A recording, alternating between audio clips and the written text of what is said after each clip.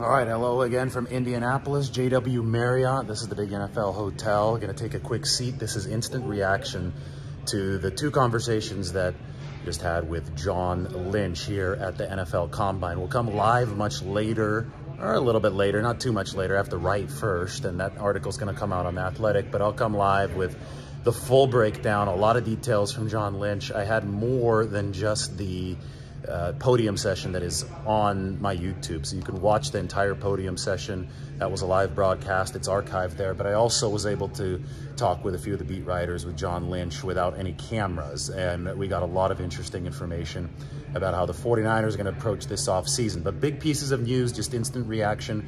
Brock Purdy, he's from Arizona. He's in Arizona right now.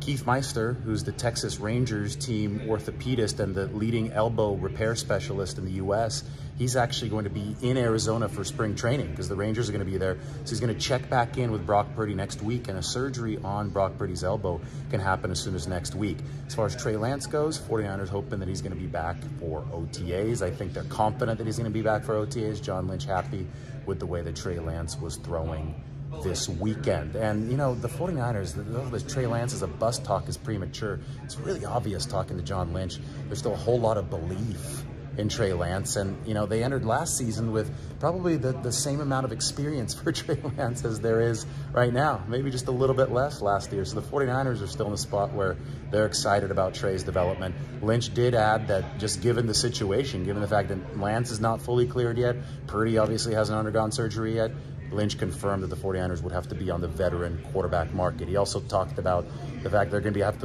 having to look at kickers at the Combine this week. That's going to be a big one for the 49ers because Robbie Gould is a pending free agent. Gould still potentially in the 49ers plans, but the team has to look at all of its options this offseason.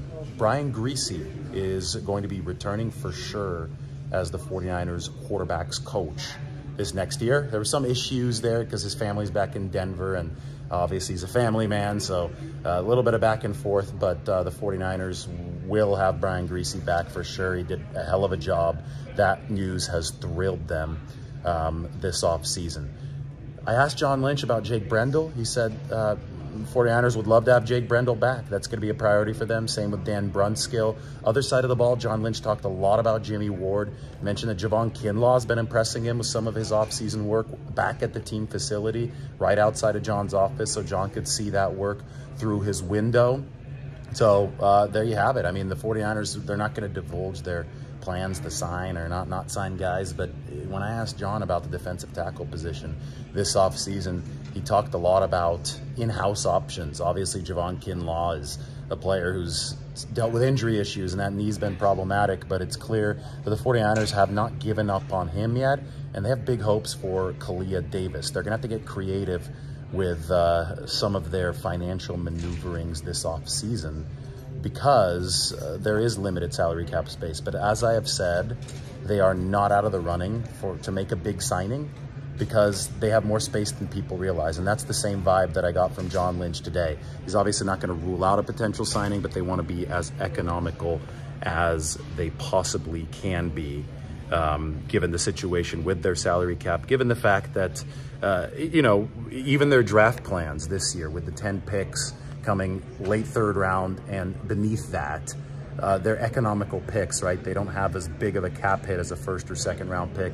So the 49ers, their whole cost structure this year is set up to be efficient with signings, maybe room for a bigger splash signing. And that's, you know, a similar vibe that I got from John Lynch today. He also mentioned that he doesn't believe this draft is very top heavy. So the 49ers aren't upset that they don't have any first or second round picks necessarily. They think that this is more of a depth draft, and that's something that they're going to obviously be scouting here at the NFL Combine. All right, this is just a little preview video. I'll be in a more formal setting a little bit later. I'm at the JW. This is a little back corner of the hotel. This is where all the action happens at the NFL Combine, connected to the Indianapolis Convention Center.